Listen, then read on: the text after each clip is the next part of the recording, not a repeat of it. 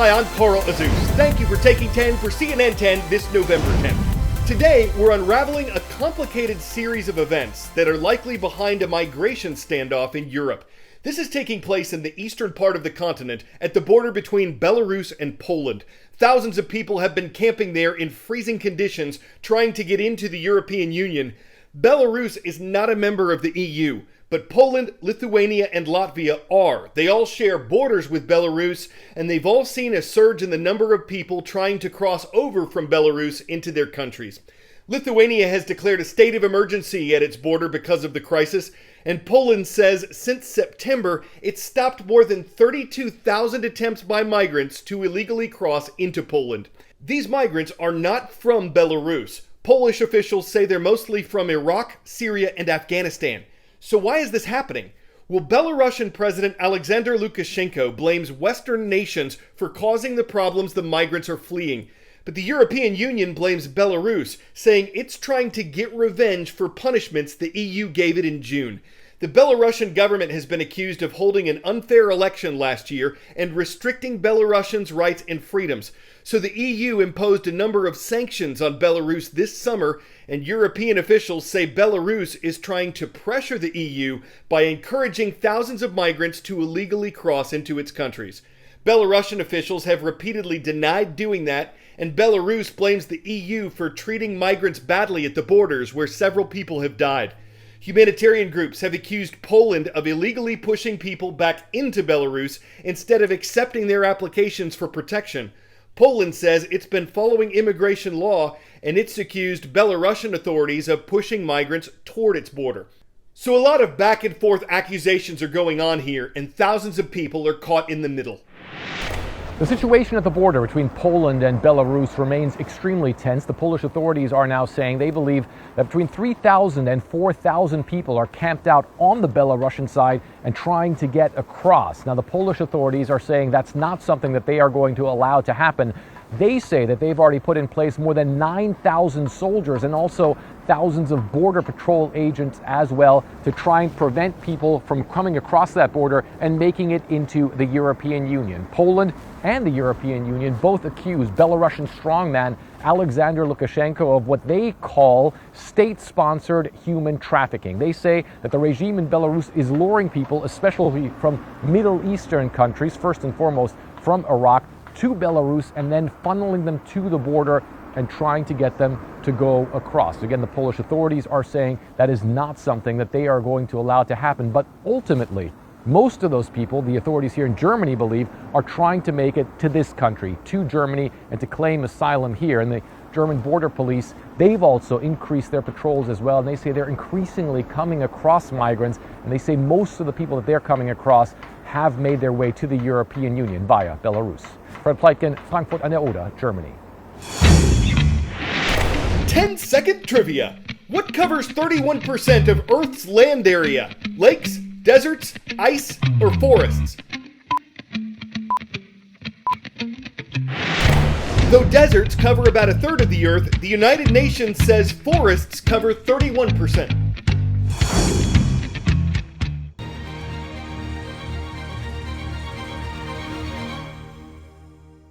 Some forests in South America are only a fraction of the size they used to be, and the reasons for that are both legal and illegal. For one thing, there's the need for wood. It's used to make everything from homes to toys, instruments, and sporting goods to furniture. Developers clear forests to expand cities or build roads. Farmers clear them to create agricultural fields, and some of this is done without government permission. But all of it can take a toll on the natural canopy and the wildlife that live under it as deforestation progresses. In the Atlantic forest, which runs from northeast Brazil down to Paraguay and Argentina, there's a conservationist working to reconnect some of the fragments of canopy that remained after deforestation. Here are the efforts of Rolex Awards laureate Lori Cullen.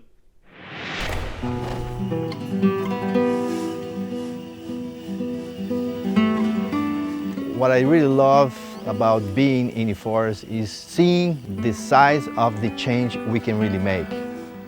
Is it really possible to bring out that forest back? Lori Cullen has dedicated his life to restoring the Atlantic forest in Brazil after witnessing the destruction of his birthplace. The western São Paulo Atlantic Forest Range used to be a very, green, continuous, beautiful landscape.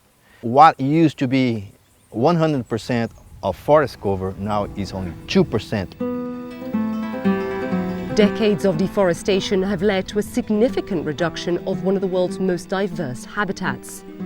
All that remains of the forest are isolated fragments. This means many species are now under threat, as they no longer have the ability to disperse. The wildlife, especially jaguars, pumas, ocelots, they are very isolated in small forest patches. They cannot see each other. That's when we start having problems of inbreeding depression that can kill the local population in a very short term. Cullen and his team use a targeted approach to forest restoration, taking what's left of the fragments and planting in corridors. These proposed corridors aim to connect the fragments and act almost like an express highway for local species. The dream map is putting priorities where the forest should really be, to make sure we put the right corridors in the right places. To date, Cullen and his team have restored 3,000 hectares of forest and tell us they have already seen at least half of native species using them, including some animals at most risk of extinction. Today, it's already possible to see the lion tamarins, the families of this little monkey, by themselves using some of the forest corridors that we have put back. If we just keep on going, the survival of this very endangered species will be okay in the long term.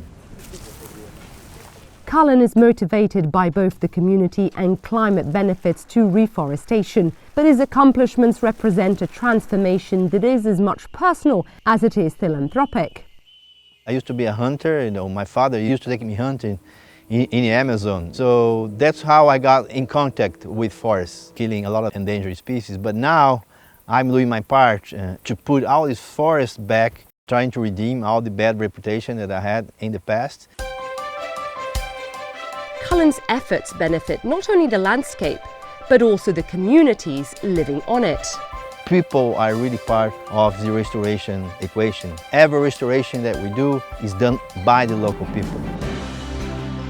Cullen and his team have set themselves the ambitious target of bringing back corridors to cover 60,000 hectares of land, equating to 20% of the whole region. We have a vision, we have a mission, we have a map, and that's it. We're not going to give up. We have a lot to do.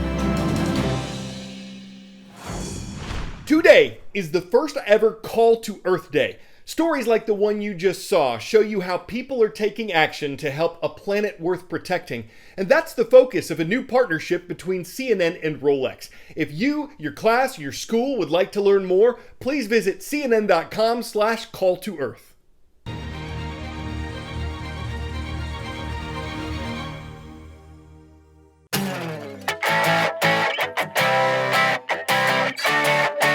To borrow a pun from my colleague Jeremy Roth, this is surreal estate.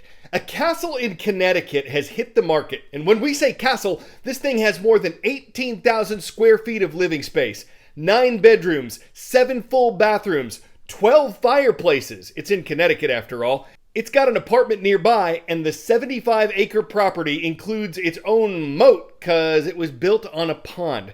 So if you're seeing this and saying, this is fit for the king or queen that is me, you'll need a king's ransom to buy it at $35 million. That's a Camelot. I mean, saving that much money sure would be hard. It could take Middle Ages. You'd have to be royally flush with cash. You might have to barter with your Shakespeares. For moat people, it would be a futile effort. Hear ye, hear ye! For today's shout out, we are going to Owensboro, Kentucky to recognize the students of Owensboro High School. I'm your town crier, Carl Azus, and we hope to see you again tomorrow.